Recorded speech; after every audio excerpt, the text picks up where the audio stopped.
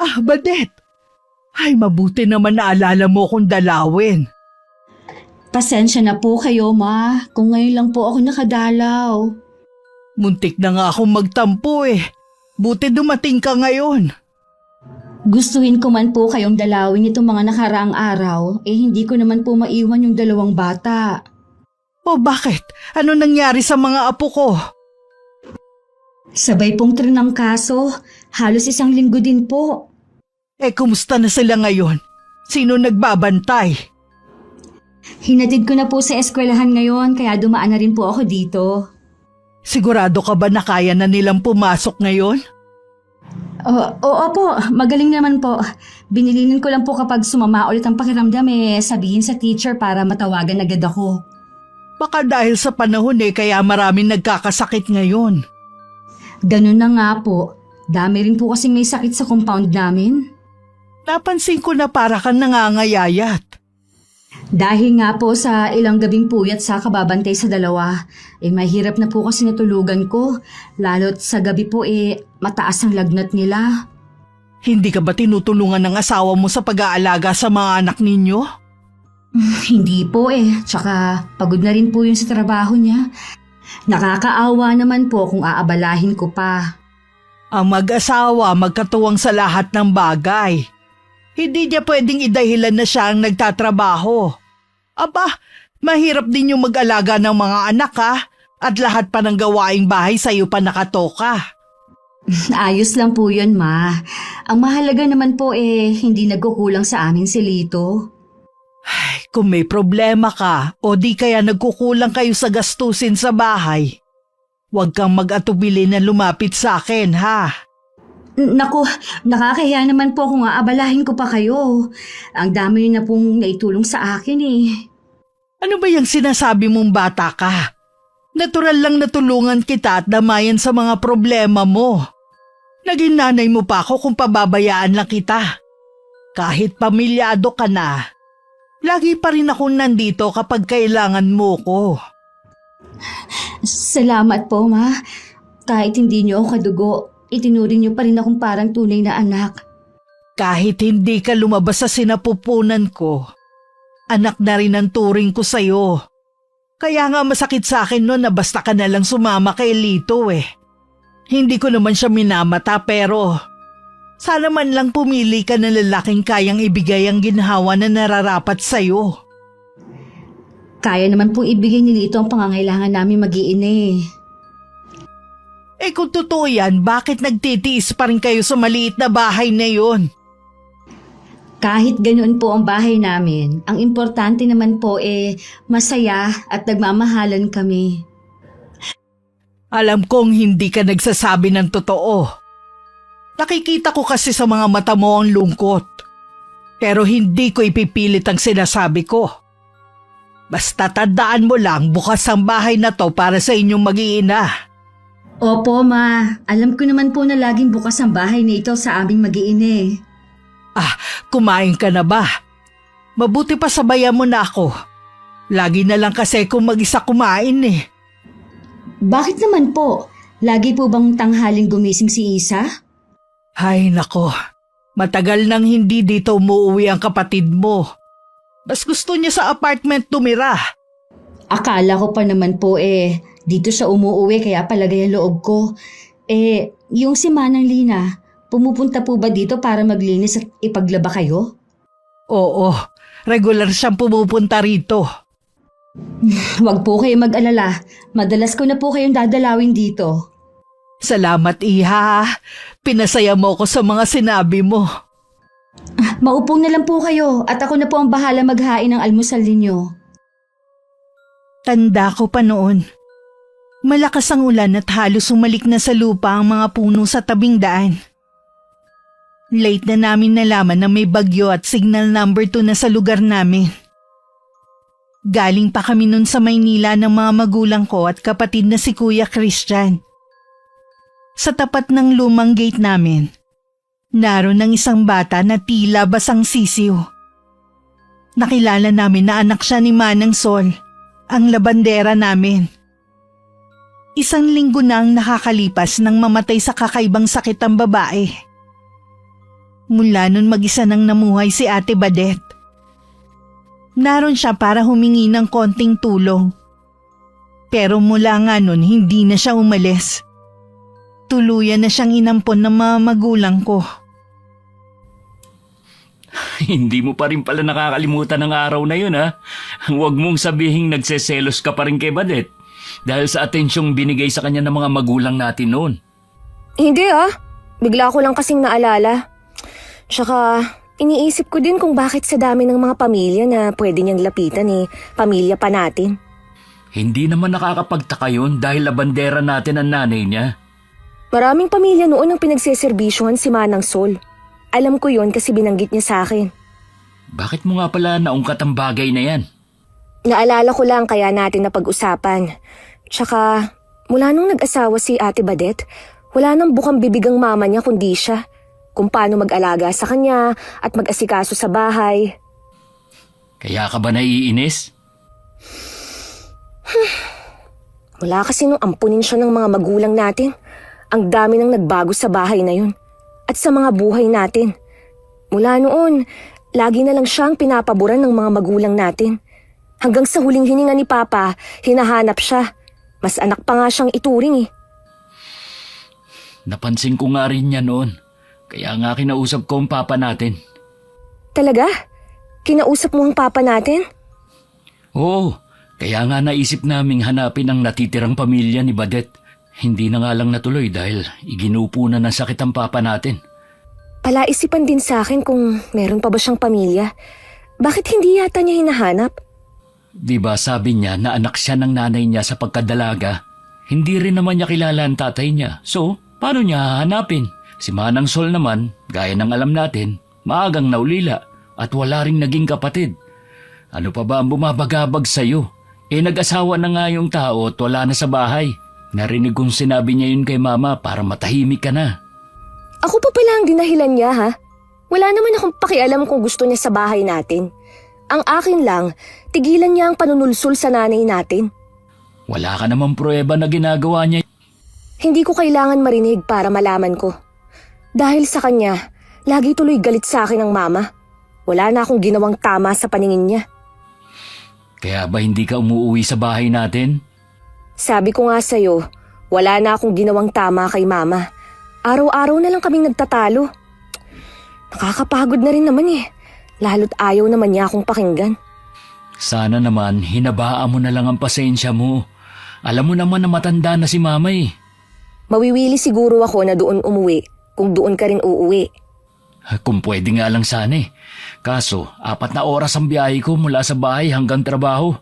Kaya nga napilitan na lang akong umupa ng bahay Bakit naman kasi dito pa sa Maynila mo naisipang magtrabaho Dito ako nabigyan ng oportunidad Kumusta na nga pala ang negosyo mo?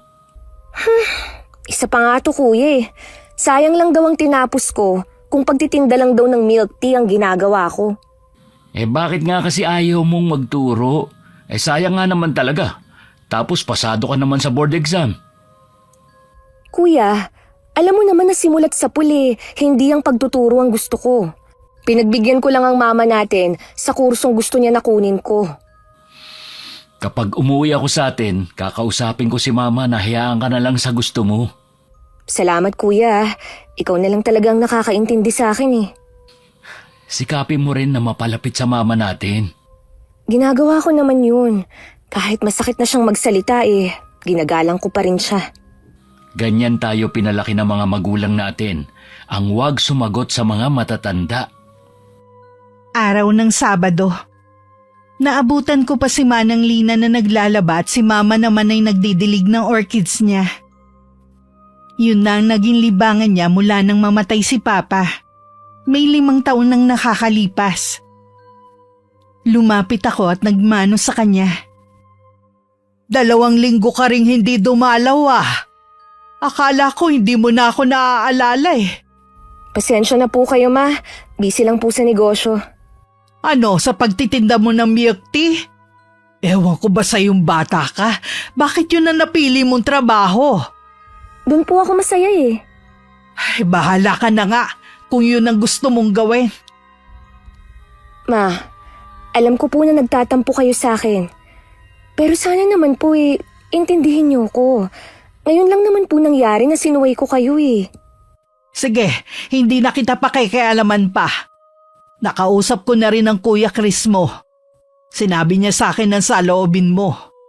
Hindi ko po kasi gusto na lagi na lang tayong nagtatalo tuwing nandito ako sa bahay. Yun din siguro ang dahilan mo kaya ayaw mo nang umuwi dito sa bahay. Hindi naman po. Malayo lang kasi ang bahay natin sa pwestong nakuha ko. Siguro naman may tauhan ka. Hindi mo kailangan bantayan ng tindahan mo.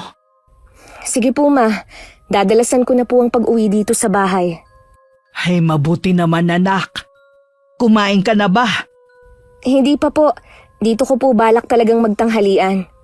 Ay mabuti naman at may makakasabay ako sa pagkain. Siya nga pala. Dumalaw dito nung isang araw ang ate Badet mo.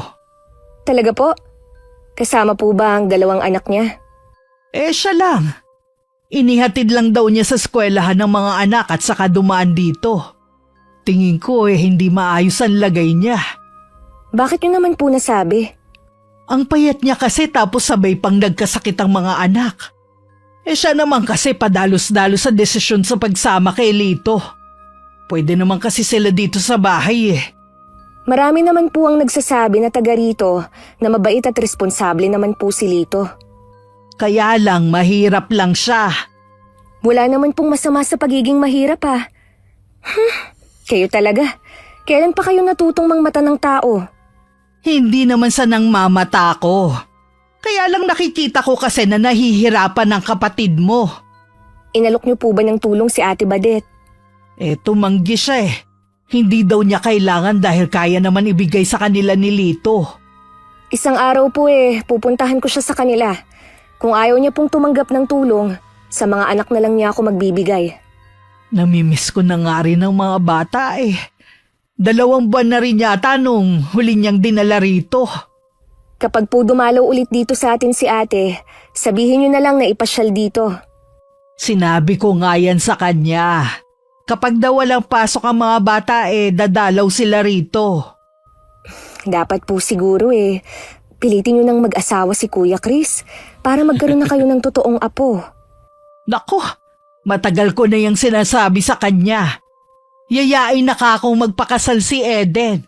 Tinatawanan lang ako Pareho po kasing busy sa trabaho Pero kung gusto naman nila mapaglalaanan naman siguro nila ng oras. Kapag alam niyang yun na ang topic, umiiwas na ang kuya mo. Kaya paano ko mapipilit? Kapag po dumalaw dito sa atin pagtulungan po natin si Kuya para mapilitan ng mag-asawa. Magandang ideya yan, Iha. Dapat nandito rin si Eden. Sa wakas po napatawa ko rin kayo kahit ngayon lang. Pasensya ka na anak ha, kung lagi akong galit kapag magkausap tayo. Huwag mo sanang isipin na hindi kita mahal ha? Nagtatampo lang po ako, pero hindi po ako nagtatanim ng sama ng loob sa inyo. Ma, total naman po nag-uusap tayo ngayon. Meron sana akong mga katanungan sa inyo. Ano yun, Iha? Ano po bang totoong naging sakit ng papa? 5 taon na ang nakakalipas mula nang mamatay ang ama mo. Bakit kailangan mo pang ungkatin? Sorry ma, malapit na kasi ang death anniversary niya Hanggang ngayon, palaisipan pa rin sa amin ni Kuya ang tunay na naging dahilan ng pagkamatay niya. Sa loob lang kasi ng maikling panahon, iginupo siya ng isang karamdaman. Hindi ko rin alam kung ano ba ang naging sakit ng ama ninyo Ilang doktor na kasi ang nilapitan namin. Pero lahat sila iisa ang sagot. Walang sakit ang ama ninyo. Nasa isip lang daw niya yon. Baka meron lang daw pinagdadaanan na problema. Kaya nakakaramdam ng panghihina. Ano bang klaseng doktor sila? Ako na hindi nag-aral ng medisina, masasabi ko na may malubhang sakit si Papa. Kaya nga sumuko na lang ang papa niyo At nagpauwi na lang dito sa bahay. Masakit sa akin na wala man lang ako nagawa para ibsan ang nararamdaman niyang sakit noon. Habang buhay na lang na magiging misteryo ang pagkamatay ng papa. Ipinasa Diyos ko na lamang ang lahat. Ang mahalaga natapos na ang paghihirap ng papa niyo. Bumalik na ako sa bahay namin. Mula nang magkausap kami ni Mama, naging maayos na ang samahan namin. Minsan dumalaw din sa amin si Kuya Christian. Napuno muli ng tawanan ng bahay na yon na matagal din na hindi narinig. Mula nang mamatay ang papa namin. Para kasing nabalot ang bahay na yun ng kalungkutan. Ngayon lang ulit tayo tumawa ng malakas Oo nga Naging masigla ulit ang mama natin. Salamat naman at bati na kayo. Ayoko din kasi na nagkakaroon kayo ng samaan ng loob ni Mama. Ako rin naman, kuya. Salamat nga pala sa tulong mo, ha? Dahil sa'yo, naliwanagan si mama. Hindi na niya ipinipilit ang gusto niya. Naging mahirap lang naman kausap si Mama mula nung mawala si Papa. Alam ko, apektado pa rin siya hanggang ngayon. Napag-usapan nga namin ang tungkol sa naging sakit ni Papa na dahilan ng pagkamatay niya. Hindi rin pala niya alam at kahit ng mga doktor. Minsan nga napag-usapan din namin niya ni Eden. Sabi niya, kung hindi daw ba natin sinubukang ipatingin sa albularyo si Papa noon. Ano naman ang magagawa ng isang albularyo? Mga magagaling ng doktor walang nagawa noon. Yun na nga daw, hindi malaman ng mga doktor ang sakit ni Papa. Malamang daw, kulam ang sanhi na maaga niyang kamatayan. Ha? Kulam? Totoo pa ba yan sa panahon natin? Hindi ko alam kung totoo nga. Naririnig ko lang naman yan nung araw Pero si Eden, laki kasi siyang probinsya at may lolo din siyang albularyo noon. Nung nakaraang taon nga lang namatay sa edad na 110, namatay habang natutulog. Ang tanda na pala. Pero mabalik tayo sa pinag-uusapan natin. Kung kinulam ang papa natin, sino kaya ang gagawa nun? Kilalang mabait ang ama natin at wala siyang kagalit. Ay, kagaya ng hindi na natin nalaman na naging sakit ni Papa, hindi na rin natin malalaman ang bagay na yan. Kapag hindi ako busy, papasukin ko ang dating kwarto nila Papa.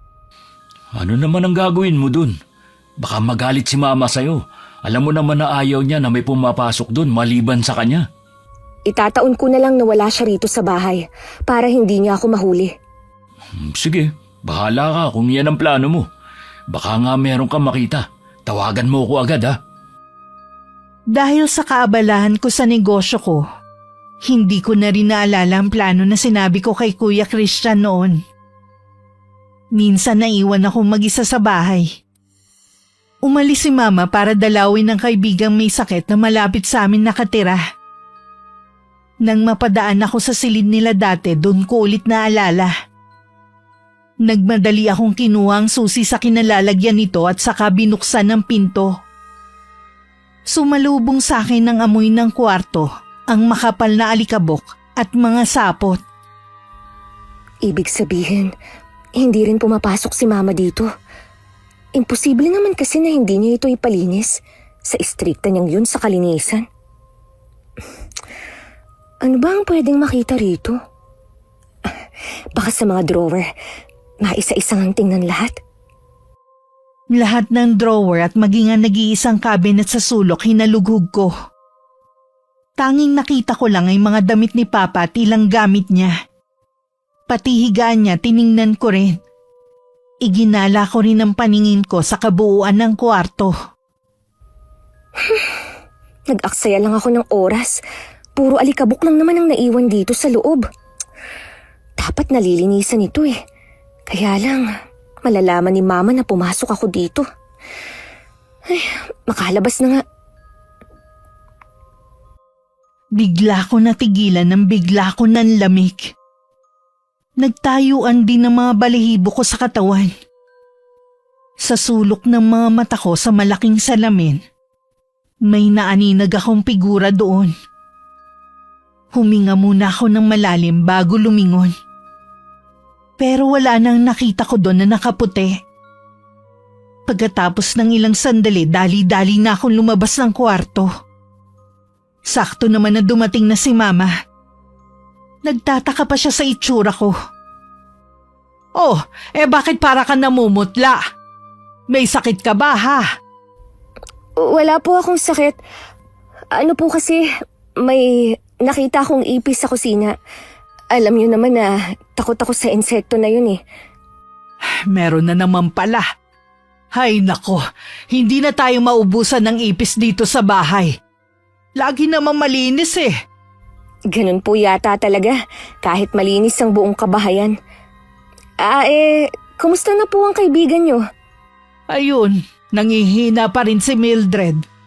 Kung bukas hindi pa bumuti ang lagay niya, dadalhin na siya ng mga anak niya sa ospital. Sana naman po gumaling na ang kaibigan niyo. Ay, oo nga. Sa batch namin, 4 na lang kaming buhay. Pakiramdam ko tuloy malapit na rin ako. Naman, wag nga kayong magsalita ng ganyan. Kailangan ngayon pa lang tanggapin na natin na lahat tayo dun papunta. Oo nga po, pero wag naman po kayong magsalita ng ganyan. Ma, may itatanong sana ako sa inyo. Ano yun? Yun bang kwarto niyo ni Papa dati, kung saan siya namatay? Hindi niyo po ba yun pinasok ulit? Ay, ang totoo niyan mula nang mamatay ang papa niyo, si Badet lang ang nakakapasok doon para maglinis. Nung nandito pa siya, sinubukan ko rin naman na pasukin pero natatakot ako. Bakit naman po? May nararamdaman po ba kayong kakaiba? Sa'yo ko lang to sasabihin ha. Palagay ko nandun pa rin ang kaluluwa ng ama niyo sa kwarto na yun Madalas kasi kung makarinig ng mga yabag at kaluskos tuwing mapapadaan ako sa tapat ng pinto. Baka naman po daga lang o guni-guni niyo lang. Nung una ganun ang iniisip ko, pero nagiging madalas na. Hanggang pati si Lina naririnig na rin tuwing naglilinis siya sa taas.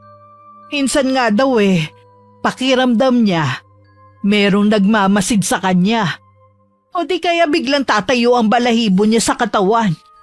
Siguro po, kailangan na nating magpatawag ng pari. Siguro nga iha. Ewan ko ba kung bakit pinatagal ko pa ito. Kung naiwan po ang kaluluwa ng papa sa kwarto na yun, ano po kayang dahilan at bakit hindi siya matahimik? Hindi ko alam iha. Naalala ko bago siya malagutan ng hininga parang meron siyang gustong sabihin. Pero dahil hindi na nga siya makapagsalita noon, hindi rin naman niya nasabi. Minsan, napapatanong na lang ako kung bakit ganun ang pagkamatay niya. Samantalang napakabait naman niya. Yan din ang paulit-ulit na tanong ko sa isipan ko sa loob ng 5 taon Ma, hindi niyo po ba naisip na baka kulang ang ikinamatay ni Papa? Kaya hindi malaman ng mga doktor noon ang totoo niyang sakit. Kailanman hindi yan pumasok sa isip ko. Buong paniniwala ko may sakit lang ang papa ninyo. Hindi naman po tayo nakasiguro. Nasabi lang po kasi yun ng nobya ni Kuya Chris. Napag-usapan po kasi nila minsan ang nangyari kay Papa. Nung mga panahon na yun kasi, masyadong magulo ang isip ko. Mabuti na lang naroon si Badet. Siya lahat ang gumagawa dito sa bahay. Pati pag-aasikaso sa papa ninyo. Para kasing wala ko sa sarili ko nun Kahit kayo, hindi ko na rin napapansin. Naiintindihan naman po namin ang nararamdaman niyo noon. Sobrang sakit po ang pagkamatay ng Papa. Bukas na bukas din pupunta ako sa simbahan para humingi ng tulong. Sa ngayon ipagdasal na lang natin ang kaluluwa ng papa mo. Sana naman matahimik na siya. Kahit kulang sa tulog, maaga pa rin akong gumising. Gaya ng dati naabutan ko na si Mama sa kusina na naghahanda ng almusal namin. Nagtimpla lang muna ako ng kape at naupo sa isang upuan paharap kay Mama. Nakatulog po ba kayo kagabi, Ma? Mula nang mamatay ang papa ninyo, naging mababaw na ang tulog ko. Mukhang hindi ka nakatulog kagabi Nangingitim kasi ang ilalim ng mga mata mo Iniisip ko po kasi ang napag-usapan natin kahapon. Pakiramdam ko po tuloy, magdamag na may nakatingin sa akin. Matatapos din ang problema natin. Kapag nabindisyon na ng pari ang kwarto na yun, hindi na magpaparamdam ang papa mo. Sayang nga walang paraan para makausap natin si Papa. Baka kasi meron siyang gustong sabihin sa atin na hindi niya nasabi nung nabubuhay siya. Tingin ko nga meron eh. Pero hindi na niya yung mapaparating sa atin. Mas mabuti na manahimik na lang siya. Yun nga po ang makakabuti. Ma, ipapaalam po ba natin kay Kuya ito? May karapatan din naman siyang malaman. Pero kapag umuwi na lang siya dito, tsaka natin sabihin. Sige po, Ma. Oh, kumain na muna tayo. Pagkatapos ng almusal lalakad na ako. Darating naman si Lina kaya meron kang makakasama rito. Nung umalis si Mama, hinatid ko pa siya sa may gate. Hindi rin ako pumasok agad sa loob ng bahay. Minabuti ko na sa labas na lang hintayin si Manang Lina. Habang nakatayo, pakiramdam ko meron nagmamasid sa akin. Paglingon ko sa bintana ng kwarto ni Papa, nakita ko na gumagalaw pa ang kurtina. Para bang merong nakatayo doon kanina at hinawi yun. Imposible naman na hangin dahil sarado ang buong kwarto at hindi nakakapasok ang hangin. Isa? Ate Badet! Ginulat mo naman ako. Bakit parang nakakita ng multo? Ano nga palang ginagawa mo dito sa labas? Hinihintay ko si Manang Lina. Maglalaba kasi siya ngayon eh. Ganun ba? Hinatid ko kasi ang mga bata sa eskwelahan. Wala kasi silang service ngayon eh. Nasaan nga pala si Mama? Nasa simbahan. Tuloy ka muna. Hindi na. Hindi rin naman ako magtatagal. Kumusta ka na? Dito ka na ba ulit umuuwi? Oo. Wala naman kasing kasama si Mama eh. Mabuti naman. Alam mo bang lagi siya nag-aalala sa'yo? Kababae mo kasing tao eh. Mas gusto mo pang umupa. Kaya nga umuwi na ako. Kumusta na nga pala ang mga pamangkin ko? Ayos naman sila. Gusto sana nilang pumasyal dito eh. Hindi ko naman masamahan dahil tuwing Sabado at Linggo, tumatanggap ako ng labada. Hindi ba sapat ang kinikita ni Lito sa gastusin nyo? Sa mahal kasi ng bilihin ngayon, hindi talaga kakasya. Ate, kung meron akong maitutulong sa'yo magsabi ka lang ha. Kahit hindi tayo magkadugo, alam mong kapatid ka pa rin namin. Hindi ka na ba galit sa akin? Yung nangyari dati kalimutan na lang natin. Matatanda na naman tayo Malawak na ang pangunawa ko ngayon. Paano kung ayokong kalimutan? Ha? Biro lang. Masyado ka namang seryoso. Syempre naman, kalimutan na natin ang pagmamaldita mo sa akin noon. Alam ko naman na matindi lang ang selos mo sa akin dahil mas naging malapit sa akin ang mga magulang mo. Bata pa kasi ako noon. Hindi ko pa makontrol ang nararamdaman ko. Naiintindihan naman kita eh. Kaya nga sumama na lang ako kay Lito para hindi ka na magalit. Nagsakripisyo ako para sa'yo. Sana masaya ka ngayon. Ate, hindi ba bukal sa loob mo ang pagsama kay Lito? Gusto mo bang malaman ng totoo? Oo naman. Mahal ko naman siya, pero hindi pa ako nun handang sumama. Kaya lang, para sa katahimikan nating lahat, sumama na ako sa kanya. Hayaan mo na makabawi ako sa'yo. Kung may kailangan ka, sabihin mo lang, ha? Kung pera ang tinutukoy mong tulong, wag na. Kaya naman kami buhayin ng asawa ko, tsaka umi-extra naman ako. Kahit para sa mga bata? O sige, tatanggapin ko kung para sa mga bata. Ay, salamat naman kung ganun. Dito na rin ba umuwi si Kuya Chris? Hindi. Sa Maynila pa rin. Siguro nagpaplano na sila ng nobya niya na magpakasal, ano? Naku, malabo pa. Kinukulit na nga namin ni Mama Ibig sabihin, boto rin pala si Mama sa babaeng yon? Oo naman. Mabait naman kasi si Ate Eden. At saka matagal na sila. Sana naman, habang hindi pa siya nag-aasawa dumito muna sa bahay natin. Kapag kasi nagkapamilya na siya, lalo siyang mawawala ng oras kay Mama. Gusto rin sana ni Kuya. Kaso, napakalayo kapag nag-uwian siya. Bakit kasi ayaw niya magtrabaho sa malapit lang? Doon kasi siya nabigyan ng magandang oportunidad eh. Sa bagay nga, tsaka mas malaki sigurado ang sahod niya doon. Oo naman. Ay naku, napahaba ng kwentuhan natin. Kailangan ko na umalis. Pakisabi na lang kay mama na dumaan ako, ha? Sana naman makapasyal ka dito sa ibang araw. Susubukan ko. Sabi ko naman kasi sa'yo marami din akong ginagawa. Kung gusto mo, kami na lang ang dadalaw sa inyo. Ay, wag! Ang ibig ko sabihin kami na lang ng pamilya ko ang pupunta dito. Nakakaya kasi ang bahay magulo at makalat gawa ng mga bata. Sige, ikaw ang bahala. Hihintayin na lang namin ang pagdalaw mo. Sige, Isa, aalis na ako. Ang weird talaga minsan ni ate.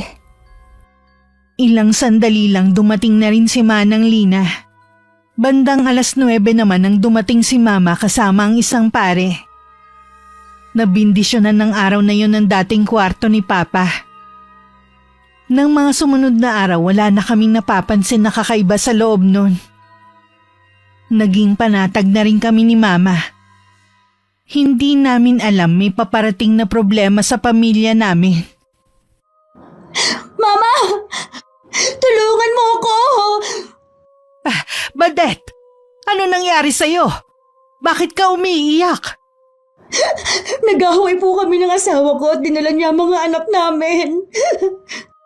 Ano naman ang pinag-awayan ninyo? Sari-sari na lang po. Parang dahilan na lang niya para lagi kami magtalong dalawa. Wala man lang bang tumulong sa'yo ng mga kapitbahay para mapigilan siya? Wala po Ayaw po siguro nilang makialam sa away namin mag-asawa. Sa kaya dinala ni Lito ang mga anak mo? Pinuntahan mo na ba ang mga kamag-anak niya?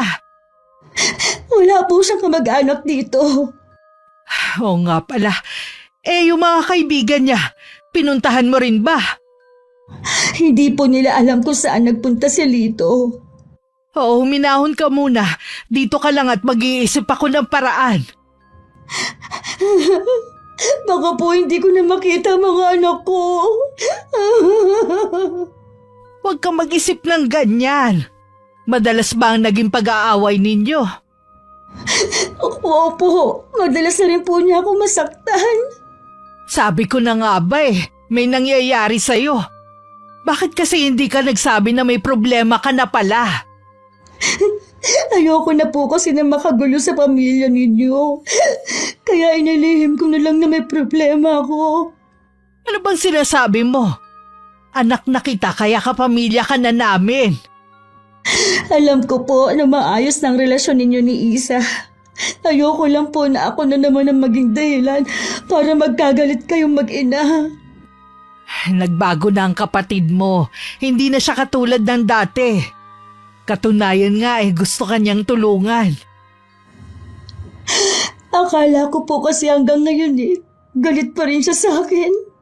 Kapag nabawi na natin ng mga bata, dito ka na lang ulit tumira kasama ng mga anak mo. Saka ko na lang po yan iisipin.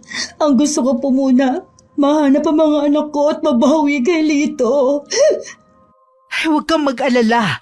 Mababawi natin ang mga anak mo. Pwede mo pang kasuhan ang asawa mo. Hindi na po kailangan, Mama. Ang mahalaga lang sa akin, mabawi ko po ang mga anak ko. Napakabait mo talaga, kaya ka inaabuso ng asawa mo Pabuti na rin na maturuan ng leksyon ng Lito na yon. Nakikiusap po ako sa inyo. Hayaan na lang natin sila. Tatay pa rin siya ng mga anak ko. Ikaw na nga ang bahala. Ang mabuti pa pumunta tayo sa pulis. Makakatulong sila para mahanap agad si Lito at mga anak mo. Sinamahan ni Mama si Ate Badet para i-report ang nangyari. Pagdating sa police station, hindi naman siya nagsasalita kundi iyak lang ng iyak. Si Mama na lang ang nakipag-usap sa pulis na nakatalaga at nagbigay ng impormasyon. Umuwi na rin sila pagkatapos mangako ang pulis na gagawin lahat para makita ang asawa at mga anak. Tumahang ka na sa kakaiyak mo. Baka magkasakit ka na niyan. Hindi po talaga ako matatahimik hanggat hindi nakakabalik sa akin ang mga anak ko. Gumagawa na ng paraan ng mga pulis. Huwag ka na masyadong mag-alala pa. Magtatanong-tanong din tayo sa mga taga rito. Baka may alam sila kung saan pwedeng pumunta si Lito. Maraming salamat po, Mama. Kung wala po kayo, hindi ko na alam ang gagawin ko. Pagkakataon ko na rin to para makabawi sa lahat ng pagdamay mo sa akin noon. Mahal ko po kayo ni Papa at itinuring ng mga magulang. Hindi talaga kami nagsisisi na ampunin ka namin noon. Kung nabubuhay lang ang papa mo sigurado na matutuwa din yun. Dahil napalaki ka namin na mabuting tao. Masama ang pakiramdam ko ng araw na yun kaya umuwi na lang ako ng bahay. Pagdating nadatnan kong nakayakap si Mama kay Ate Badet habang umiiyak. Nandito ka pala, ate. Bakit kayo nag-iiyakan? May nangyari ba? Buti umuwi ka na, Iha. May nangyari kasi sa ate mo. Galing na kami sa police station kanina. Si Lito kasi tinangay ang mga pamangkin mo. Po? Bakit naman ginawa yun ni Lito? Madalas na pala silang nag-aaway ng kapatid mo Sinasaktan din siya ng hayop na lalaking yun. Tingnan mo ang mga pasa ng kapatid mo. Sabi na nga ba hindi maganda ang lagay niya sa piling ng asawa niya. Akala ko pa naman mabait at responsable yung si Lito. Sa una lang maayos ang pakikisama niya sa akin. Kalaunan, lumabas din ang tunay niyang ugali. Sana, noon ka pa nagtapat sa amin. Di noon ka pa sana namin natulungan. Hindi na sana umabot sa ganito. Ay, huwag mo nang sisihin ang ate mo. May dahilan naman siya para hindi sabihin sa atin ang lagay niya. Pasensya na sa mga nasabi ko. Hindi ko rin kasi maiwasan na mag-alala sa mga pamangkin ko Hindi naman siguro sila sasaktan ng tatay nila. Ipagdasal natin na mahanap na sila ng mga pulis. Hindi ko po kakayanin na mawala sila sa buhay ko, Mama. Alam ko na masakit sa'yo na mawalay sa mga anak. Pero kailangan mo maging matatag hanggang makita natin sila. Pipilitin ko po, Ma. Ang mabuti pati, dumito ka na lang muna habang hinahanap ang mga anak mo. May bahay naman po ako. Doon ko na lang po hihintay na mag-aama ko. Huwag sanang matigas ang ulo mo, Iha. Dumito ka na lang. Baka kasi mapabayaan mo pa ang sarili mo sa kakaisip sa mga anak mo. At least dito nandito kaming lahat para damayan ka. Oo nga naman, ate. Makinig ka naman sa amin. Sige, dito na muna ako tutuloy. Ay, salamat naman at nakinig ka rin sa amin. Nahihiya po kasi ako. Wala kang dapat ikahiya at bahay mo rin to. 1 linggo na rin ang nakakalipas pero wala pa rin kaming balita kina Lito at sa mga anak niya. Isa rin sa napansin ko, hindi na umiiyak si Ate Badet. At parang hindi na siya apektado sa pagkawala ng mga anak. Madalas ko kasi siyang makita na tumatawa kapag kausap si Mama. Nasaan po si Ate Badet? Pumunta sa palengke. Gusto daw niya kasing ipagluto tayo. Inuna pa talaga niya yun kesa pumunta sa police station para makibalita sa mga anak niya. Sabi naman kasi ng pulis na nakausap namin, tatawagan na lang daw kami kapag meron na silang nalaman. Isa pa sa napansin ko, parang wala na sa kanyang pagkawala ng mga anak niya. Nagagawa na kasi niyang tumawa Isa, bakit ba ganyan ka magsalita ha? Hindi porke tumatawa siya hindi na niya naaalala ang mga anak niya. Mabuti na rin na nakakapaglibang siya kesa naman lagi siyang umiiyak. Nung umiyak lang naman siya yung maabutan ko kayo dito sa bahay. Pagkatapos nun, hindi ko na siya ulit nakitang umiyak. Alangan namang ipakita pa niya sa'yo.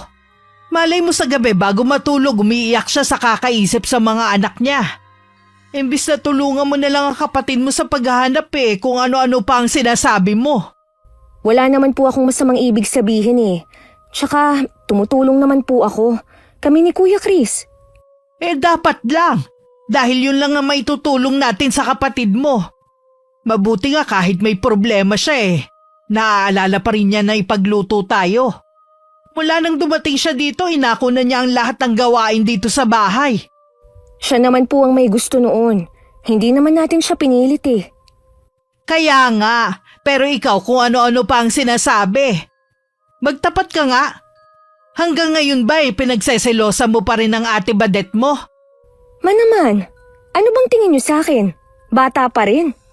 Hindi ka na nga bata pero yung ugali mo hindi pa rin nagbabago. Sana naman maging totoo mabait ka na sa kapatid mo. Hindi yung pakitang tao lang.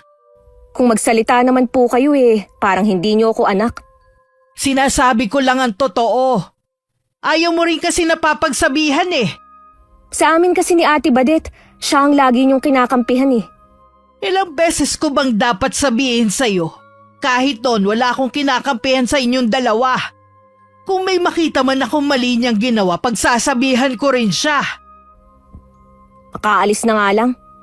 Yan, diyan ka magaling ang umiwas kapag pinagsasabihan ko. Ano po ba ang gusto niyo?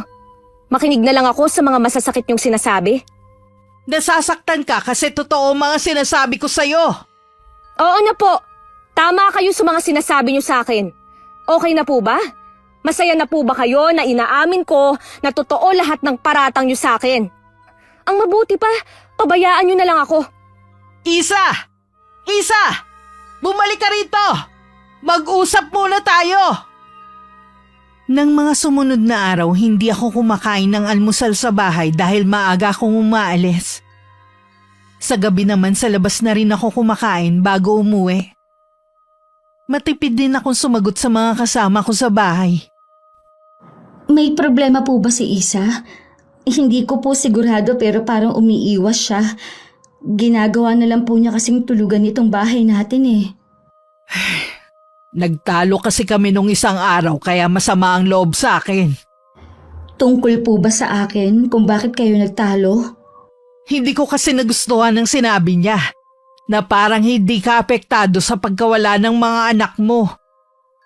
Nanay rin ako, kaya alam kong tinatago mo lang ang nararamdaman mo. Pero si Isa ibang iniisip. Maiintindihan lang po niya ako kapag naging nanay na siya.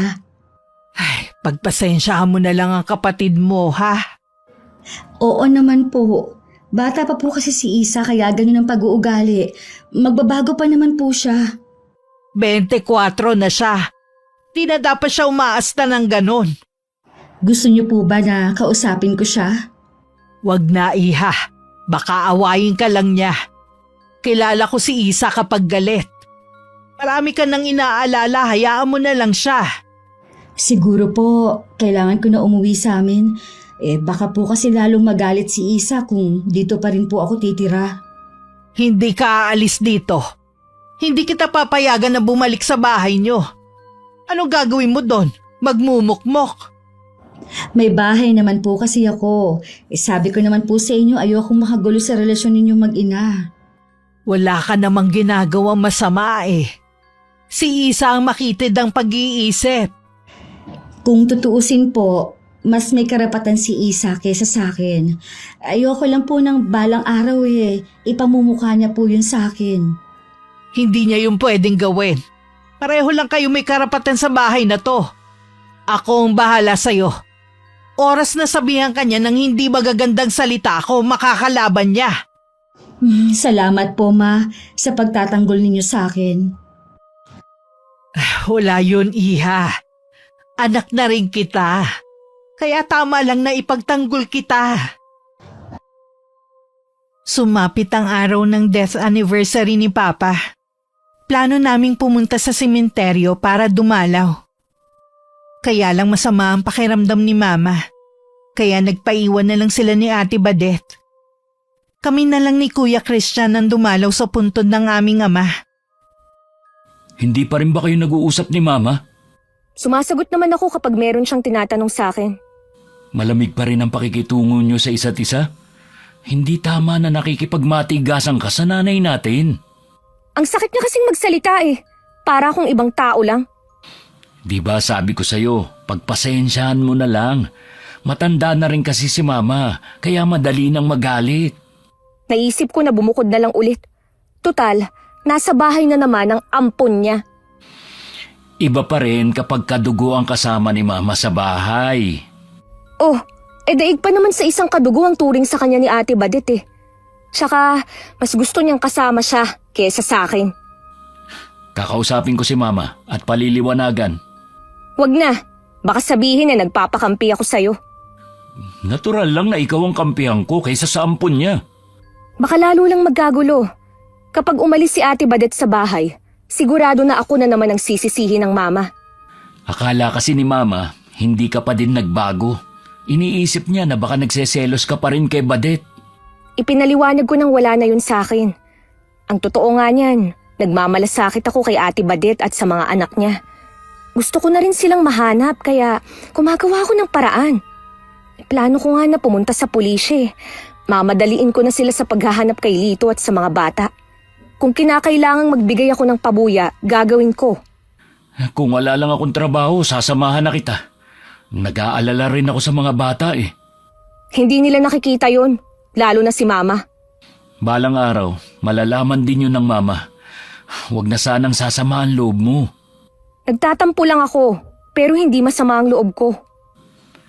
Kung desidido ka nang bumukod ng tirahan, magpaalam ka ng maayos kay Mama para hindi siya magtampo. Oo naman, hindi naman ako basta aalis na lang ng bahay. Pag-uwi sa bahay, nag-impake na ako ng mga gamit. Ihahatid daw ako ni Kuya Christian para hindi na ako uupan ng sasakyan. Paglabas ko ng kwarto, naabutan ko sina Mama at Ate Badet. Agad ko rin sinabi ang plano ko. Aalis ka na naman? Opo, Ma. Kailangan ko kasi na nasa malapit lang ako ng tindahan ko eh. Huwag ka nang magdahilan pa. Alam ko naman kung ano ang dahilan ng pag-alis mo dito sa bahay eh. Nasa tamang edad na naman po ako. Puro na lang sarili mo ang iniisip mo. Wala ka na talagang pakialam sa akin.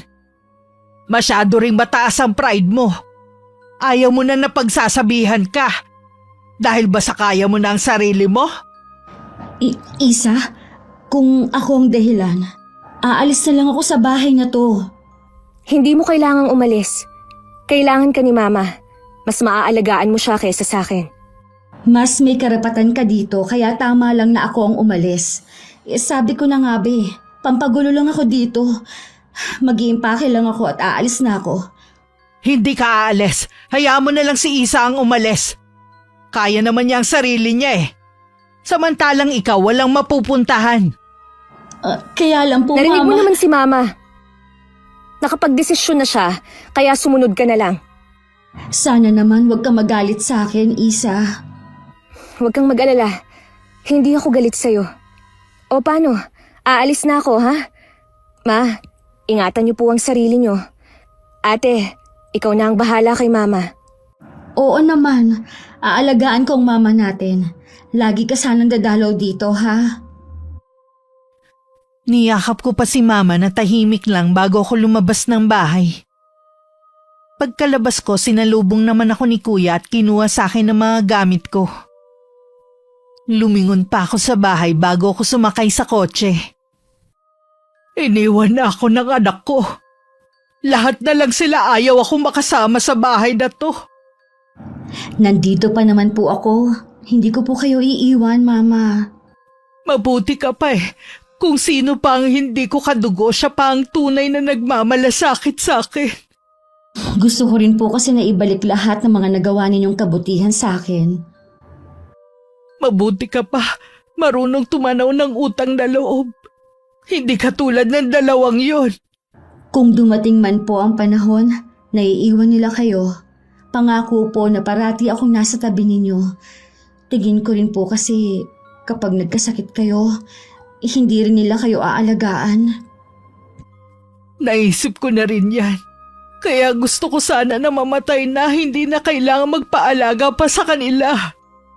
Ako po, kahit nakaratay na kayo sa higaan aalagaan ko po kayo. Maraming salamat sa iyo, Badet. Nawala ang agam-agam sa puso ko na tatanda akong mag-isa. Mula nang umalis ako sa bahay namin, madalas nang tumatawag si Kuya Christian sa bahay para kumustahin si Mama. Ang lagi niya nakakausap si Ate Badette. Madalas niyang sabihin na natutulog o wala ang mama namin. Nagdududa na ang kapatid ko ng mga oras na yun sa laging sagot ni ate. Kaya nagpa siya siyang bumisita na hindi nagpapasabi. "Oh, iho, ginulat mo naman ako sa pagdating mo. Hindi pa naman ito ang araw ng pag-uwi mo ah."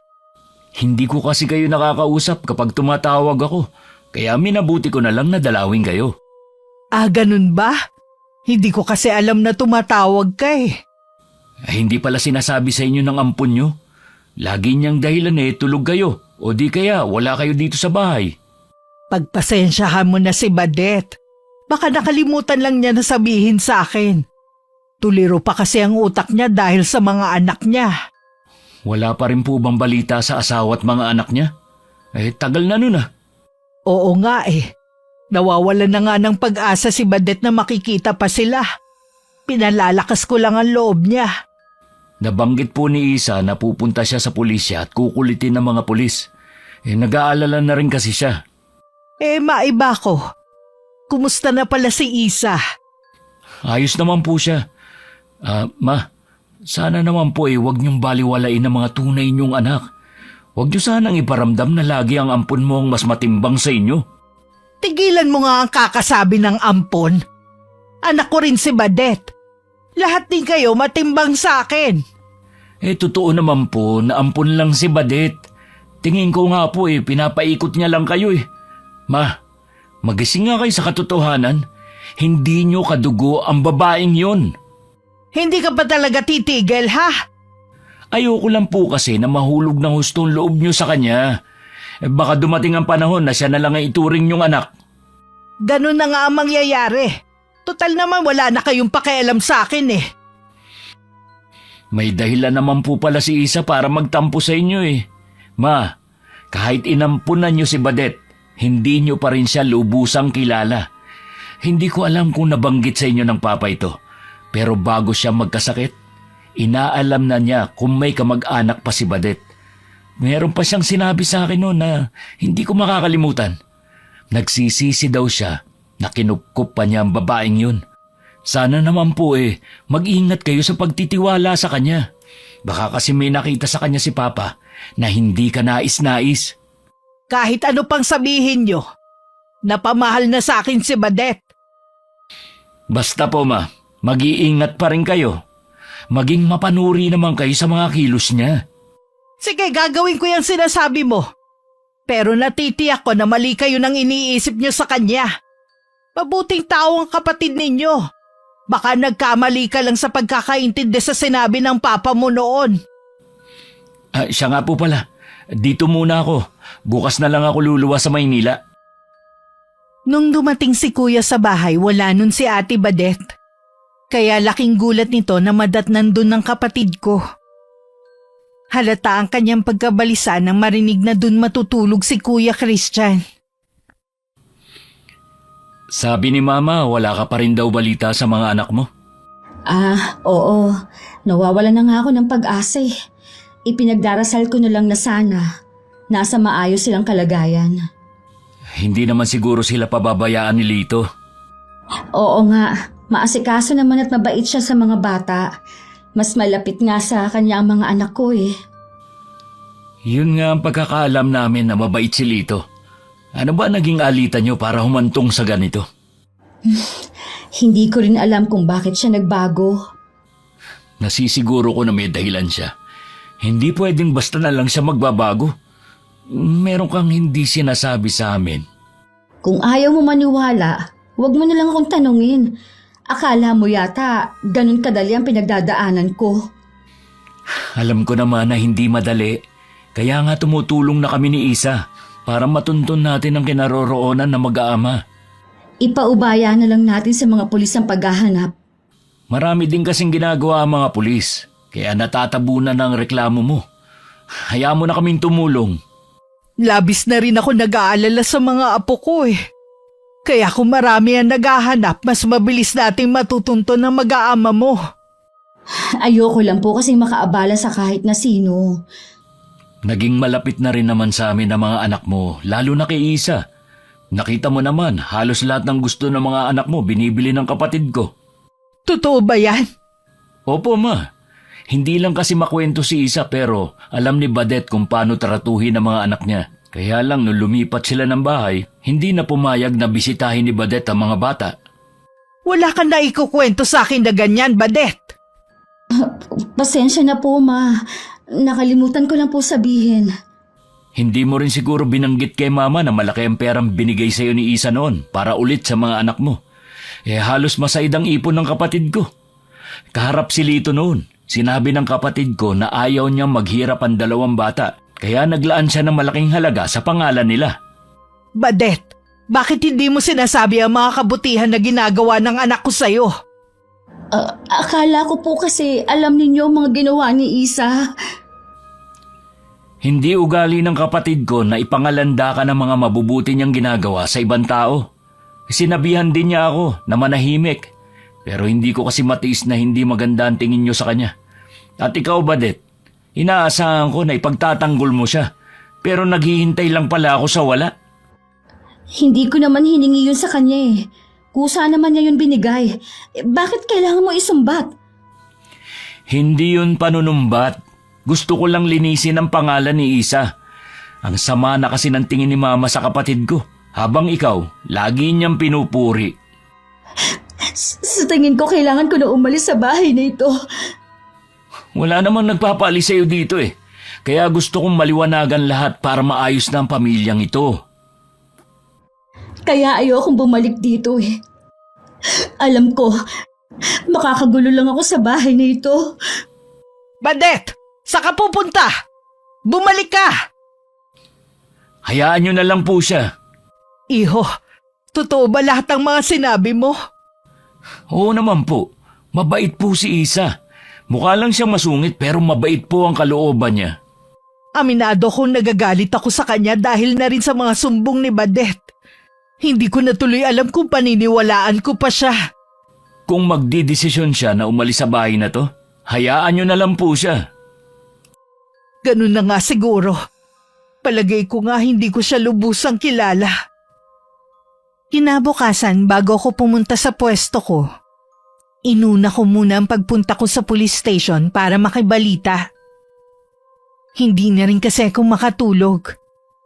Ilang gabi ng laman ng panaginip ko ang mga pamangkin ko. Tinatawag nila ako habang umiiyak. Ganun na lang ang gulat ko sa sinabi ng pulis na nakausap ko. Tinawagan ko agad si kuya. Mabuti na lang hindi pa siya nakakaluwas.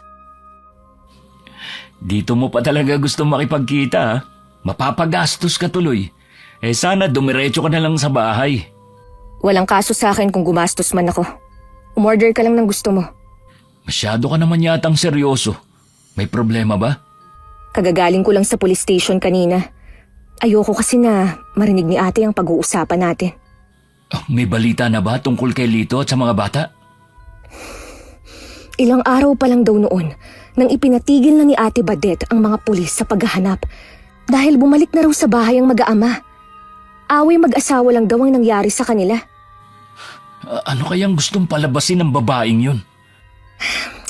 Hindi ko alam kuya, pero masama ang kutob ko.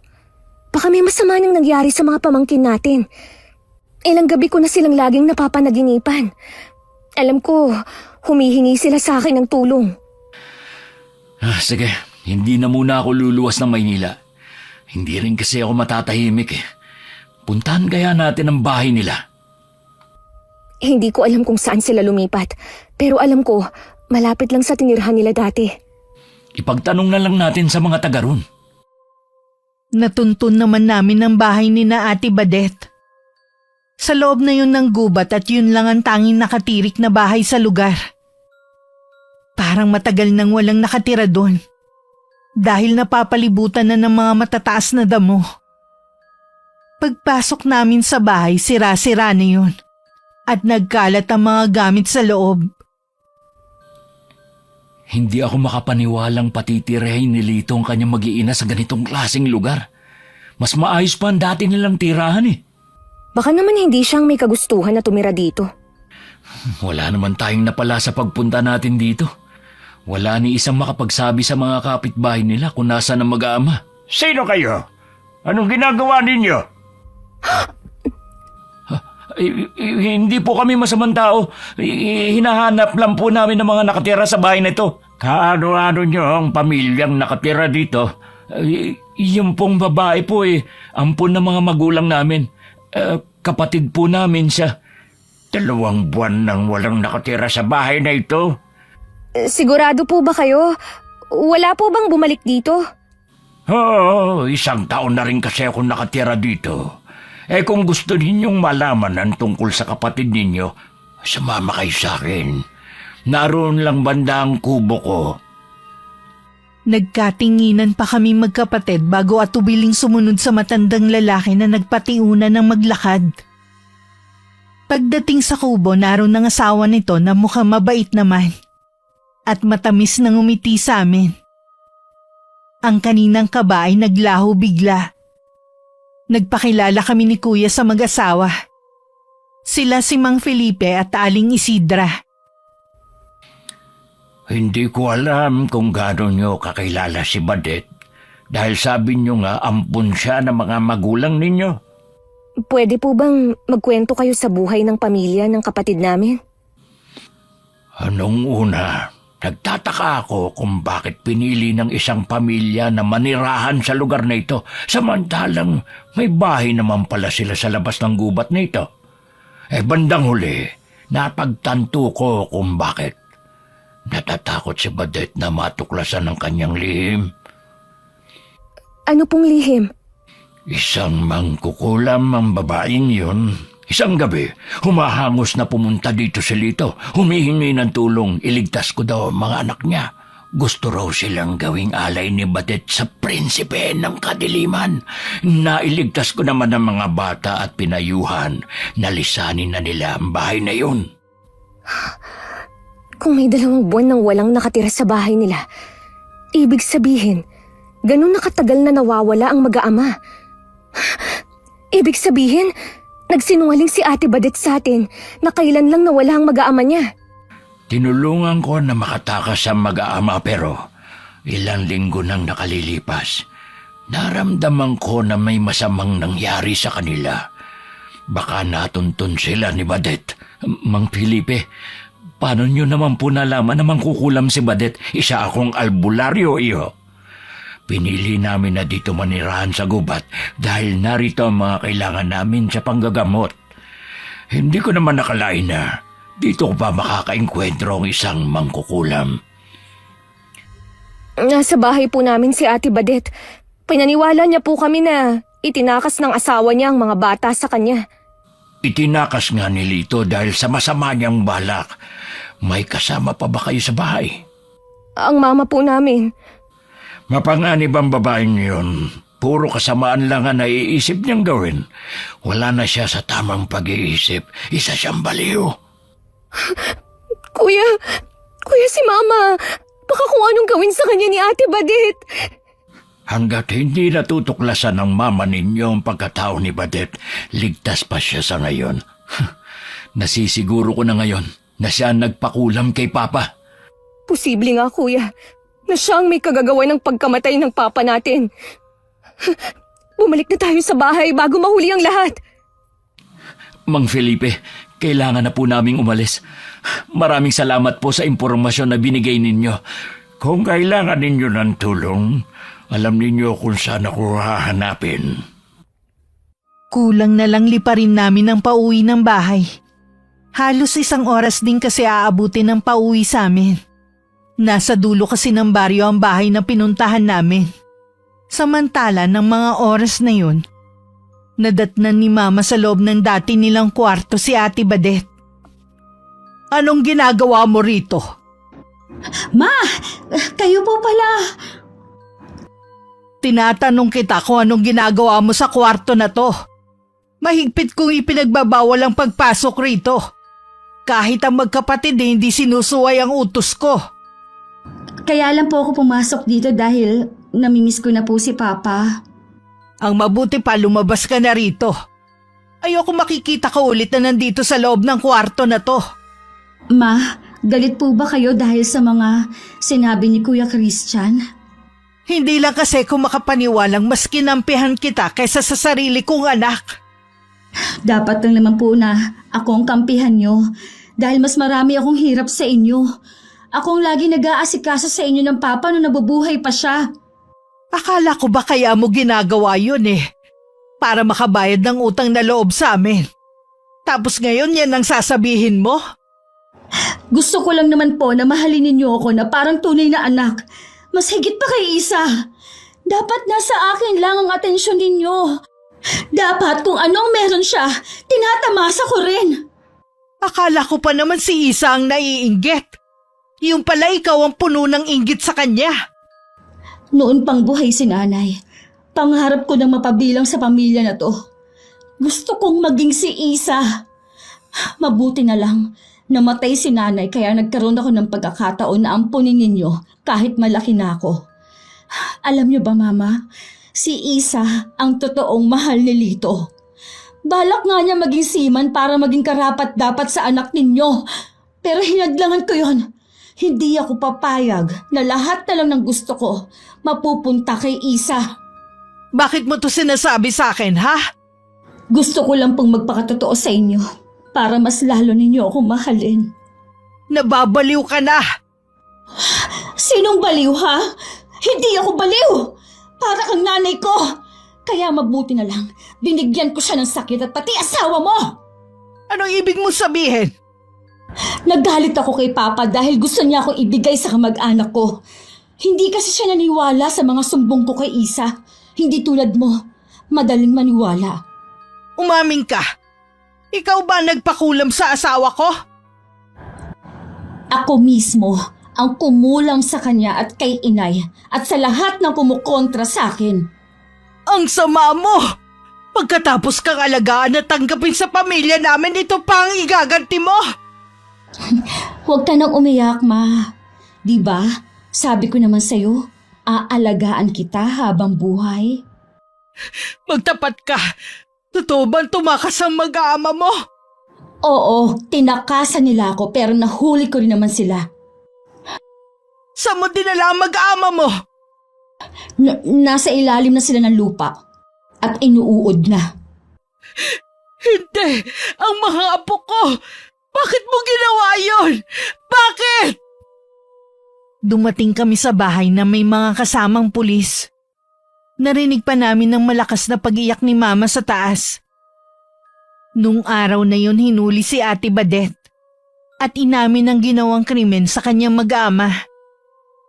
Itinuro din niya kung saan niya inilibing ang mga labi nila. Matinding galit at pagdadalamhati ang nararamdaman namin dahil sa ginawa niya. Paano mo ito nagawa sa mga anak mo, ate? Ang babata pa nila. Walang dapat sisihin kundi ikaw. Bakit ako?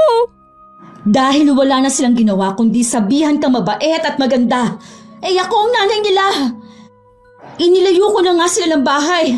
Hindi ka pa rin nila makalimutan. Kaya mo ba sila gustong gawing alay? Oo, para mas lalong lumakas ang kapangyarihan ko. Walang matinong ina ang gagawin ng ginawa mo.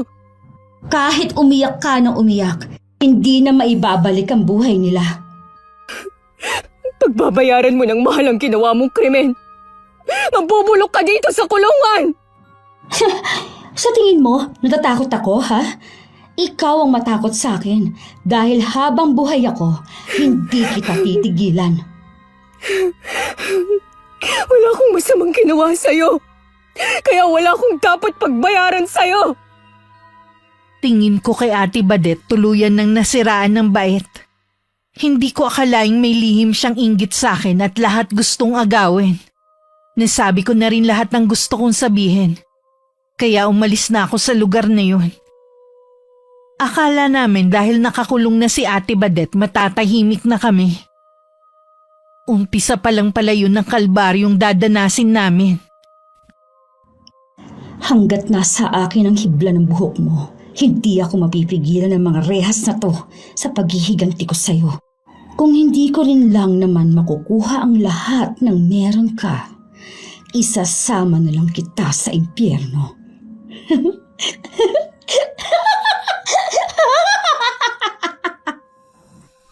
Bumalik na ulit ako sa bahay namin. Alam ko sa pagkakataong yun, hindi na ako muling aalis. Dama ko pa rin na matinding kalungkutan dahil sa sinapit ng mga pamangkin. Muli rin akong pumasok sa dating kwarto ng papa. Malinis na yun kumpara dati. Matatahimik na rin ang papa niyo kung nasan man siya ngayon. Oo nga po. Wala na rin akong nararamdamang takot sa kwarto na ito. Wala man maniwala na kulam ang ikinamatay niya. Kahit papano nalaman natin ang sanhi ng pagkamatay niya. Habang buhay po na mag-iiwan ng sugat ang ginawa ni Ate Badet sa mga puso natin. Sana naman, pagsisihan niya sa kulungan ang lahat ng ginawa niyang kasalanan. Maging ang nanay niya hindi nakaligtas sa kamay niya. Ilang taon lang siya noon nang gamitin niya ang kulam sa kanyang ina. Mula pa noon wala na siya sa sariling katinuan. Matinding inggit po ang nagtulak sa kanya para gumawa ng mga karumal-dumal na krimen. Matatapos na rin ang kasamaan niya ngayon. Hindi na rin siya makakalaya pa. Oo nga po, Ma. Hindi na tayo mag-aalala pa. Dito pala maghahapunan ng kuya mo at si Eden. Kaya marami akong lulutuin. Tutulungan ko na po kayo. Tara na sa kusina. Mula ngayon hindi na natin nilalak ang kwarto na to. Ipapalinis ko na rin parate. Mas lalo kami naging malapit sa isa't isa ni Mama. Hindi pa kami nakakatapos magluto nang dumating si Kuya. Nagtaka pa kami kung bakit mag-isa lang siyang dumating at seryoso pa ang mukha niya. Nawala pareho ang ngiti namin ni Mama. Kinabahan din ako bigla sa kung anong sasabihin niya. Sabihin mo na nga kung anong problema. Huwag mo nang patagalin. Nakatakas si Badet sa kulungan. Hindi rin maipaliwanag ng bantay kung paano nangyari yun. Sigurado na babalikan niya tayo. Alam ko na maghihiganti siya sa atin. Kailangan natin mag-ingat. Yun din kasi naiisip ko. Wala na siya sa tamang katinuan. Ang gusto lang niya, maghiganti.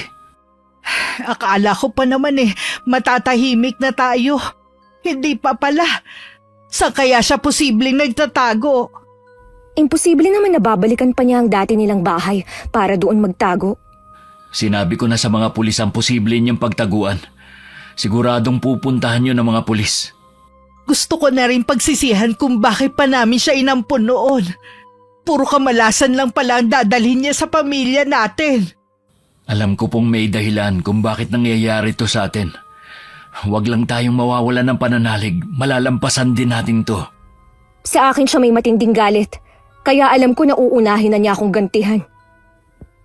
Kung inaabangan ka man niya sa labas, huwag ka munang lalabas ng bahay.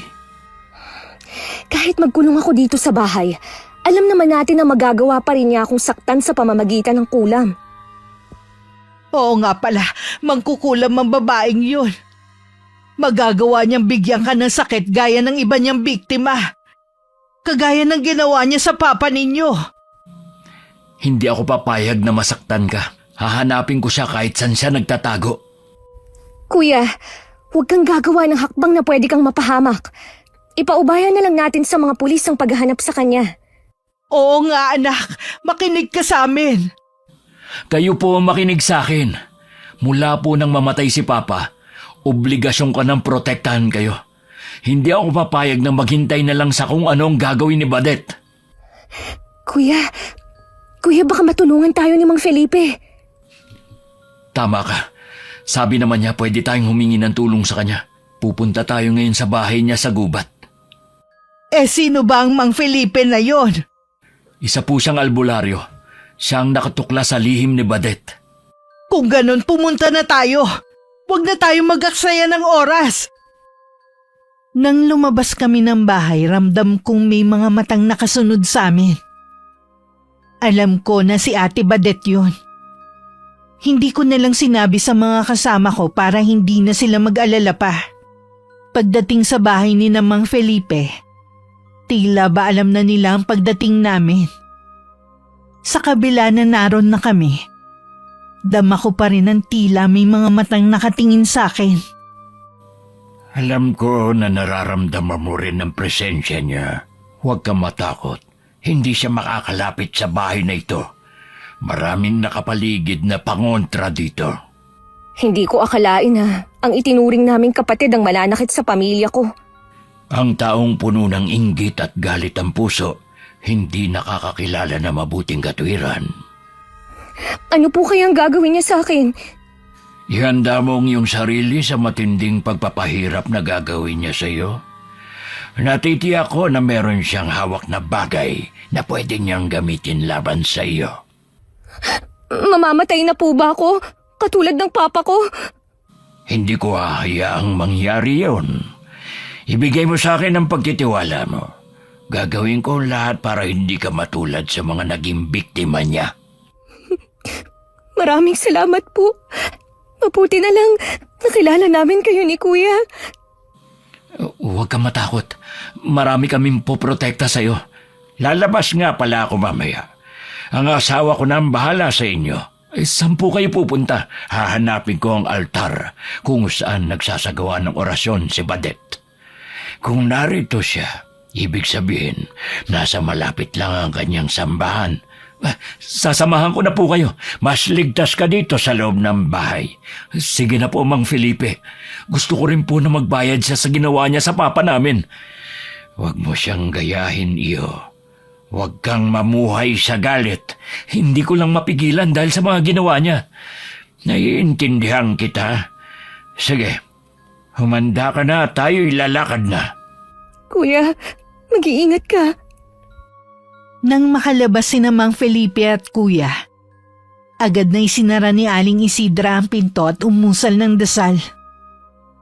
Ang ginang pala hindi nakakapagsalita. Nalaman lang namin yun na makita namin na sign language ang ginamit ng asawa sa pakikipag-usap sa kanya. Pinuntahan ko na lang si Mama sa maliit na kwarto. Nadatnan ko siyang nagdadasal. Hinintay ko na lang siyang matapos sa ginagawa. Ma, sumama po si Kuya kay Mang Felipe. Hahanapin daw po nila ang lugar kung saan nagsasagawa ng orasyon si Ate Badet. Diyos ko po, protektahan niyo po sila laban sa demonyong yon. Mahusay pong albularyo si Mang Felipe. Hindi niya po pababayaan si Kuya. Kumusta na ang pakiramdam mo? Kanina po maayos pa. Ngayon, parang namimigat ang talukap ng mga mata ko. Mabuti pa mahiga ka na muna. Diyos ko, ano tong mapupulang marka sa balat mo? Hindi ko po alam. Kanina wala naman yan. Ganito kasi nagumpisa ang sakit ng papa mo noon . Ibig sabihin nag-uumpisa na siyang kulamin ka. Ma, wag po kayong aalis sa tabi ko Oo anak, dito lang ako sa tabi mo. Pumasok na rin si Aling Isidra. May dala siyang langis at malalapad na dahon. Para bang alam niya kung saan ang masakit sa akin. At doon niya itinatapal ang mga dahon na pinahiran niya muna ng lana. Nag-uusal din ng dasal ang matandang babae habang nasa ulo ko ang kanyang kamay. Labanan mo anak. Hindi ka pwedeng mawala sa amin. Hindi ko nakakayanin kung pati ikaw ay mawawala din. Ma, sobrang sakit po ng ulo ko. Parang nabibingi din ako sa mga naririnig ko sa paligid. Tahimik naman ang paligid, anak. Baka dahil sa ginagawa ni Badet. Ibig sabihin lang hindi pa siya natatagpuan. Parang nasusunog ang loob ng katawan ko, Ma. Hindi ko na kaya.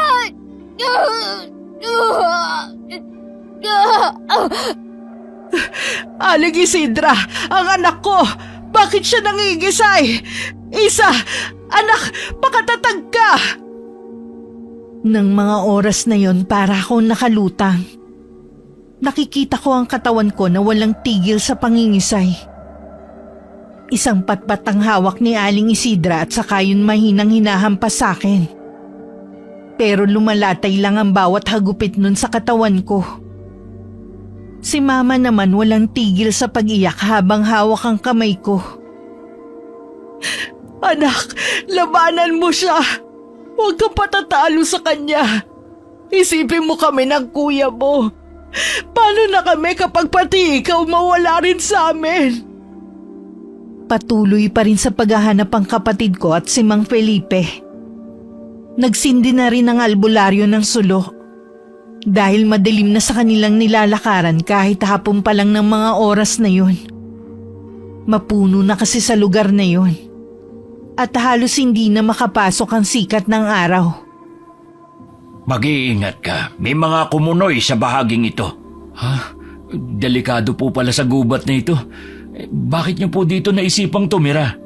Delikado man pero sagana naman ang gubat na ito sa lahat ng uri ng halamang gamot na kailangan namin. Mang Felipe, napapansin ko po kanina pa tayo naglalakad. Hanggang ngayon, hindi pa rin natin nahanap si Badet. Nararamdaman ko na malapit na tayo sa kanya. Ayun po, may nakikita akong maliit na liwanag. Mula yun sa mga nakasinding kandila. Dahan-dahan tayong lalapit sa kanya para hindi niya maramdaman ang pagdating natin. Nakalapit sila sa kinaroroonan ni Ate Badet nang hindi nito namamalayan. Malakas ang boses nito habang nagsasagawa ng orasyon. Nakataas pa ang dalawa niyang kamay. Marahil naramdaman na niya ang presensya ng kapatid ko at ni Mang Felipe. Kaya bigla siyang lumingon. Bumakas sa kanyang mukha ang labis na pagkagulat. Paano niyo natunton ang kinaroroonan ko? Sumuko ka na at pagbayaran mo mga ginawa mo. Sino ka para utusan ako? Alam ko naman na hindi ka madadaan sa pakiusap na patahimikin mo na kami. Hindi talaga. Uunahin ko muna si Isa at pagkatapos, kayo ng mama mo. Idadamay ko na rin ang matandang kasama mo. Mabagsik ang karunungang itim mo, pero alam mong may kahinaan ang lahat ng uri ng kulam. Walang kahinaan ang kulang ko. Baka ikaw ay may hangganan ng kakayahan, tanda. Umusal ng dasal sa salitang Latin si Mang Felipe habang merong isinasaboy sa hangin. Nagtakip naman ng dalawang tenga si Ate Badet dahil pakiramdam niya na bibingi siya.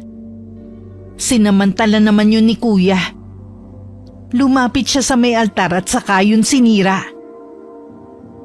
Huwag mong sirain ang altar ko! Dapat lang tong mawala. Marami ka ng pinatay.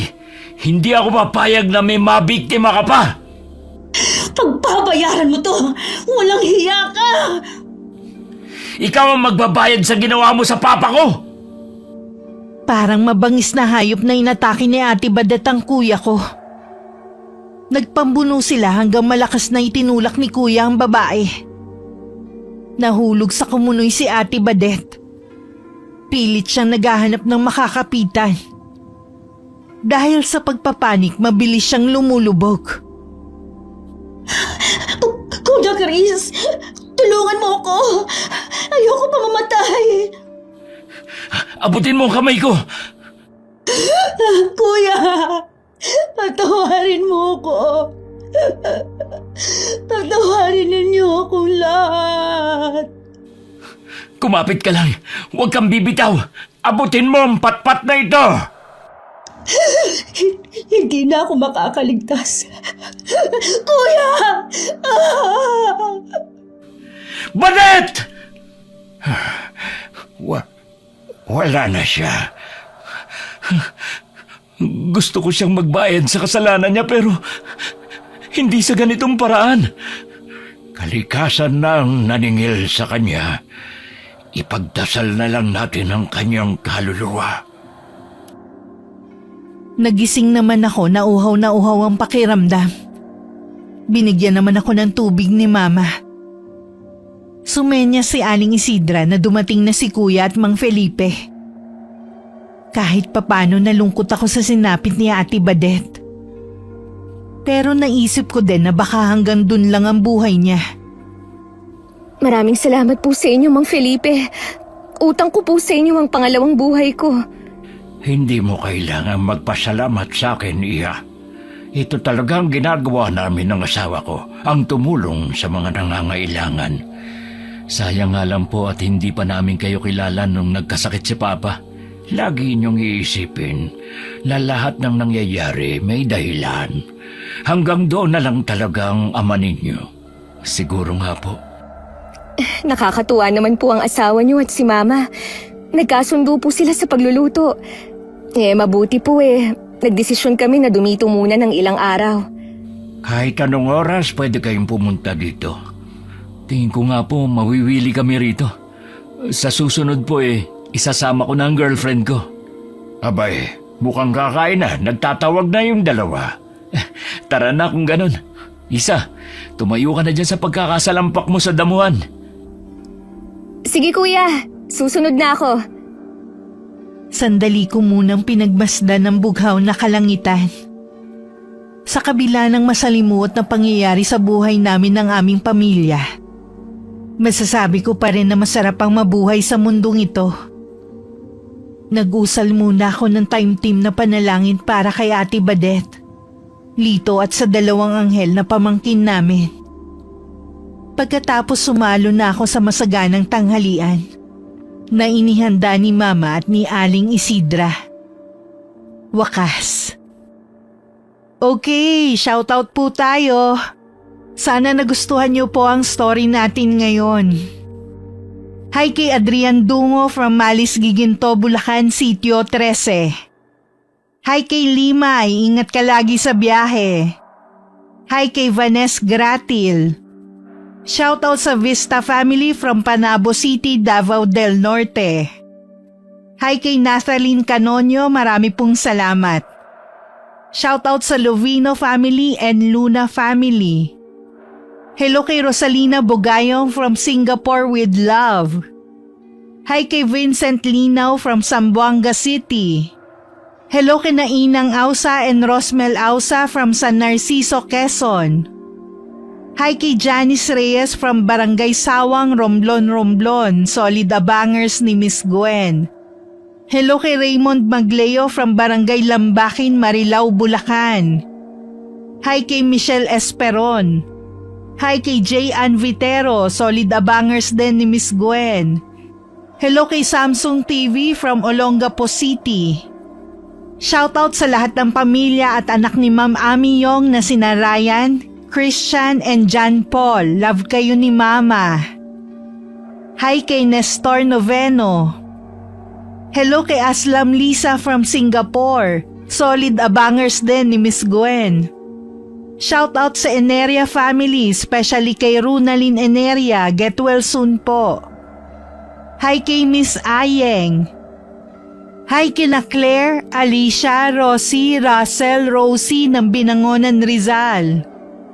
Hello kay Mirna Gronda from Bombong, Talim Island, Binangonan, Rizal. Shoutout sa Abelarde family from Infante Molo, Iloilo City. Hi kay Susan Manalo, maraming salamat po sa pakikinig.